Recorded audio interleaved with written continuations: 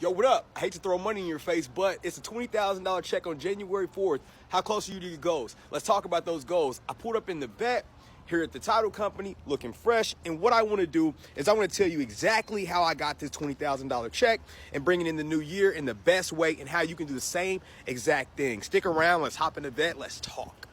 Let's go. So here's how the deal came in. Our callers over at Verified Callers called up a motivated seller, somebody who was going through distress. Maybe it was a tax lien, an inherited property, a pre-foreclosure, a divorce, whatever the situation is. They wanted to get rid of the house really, really fast.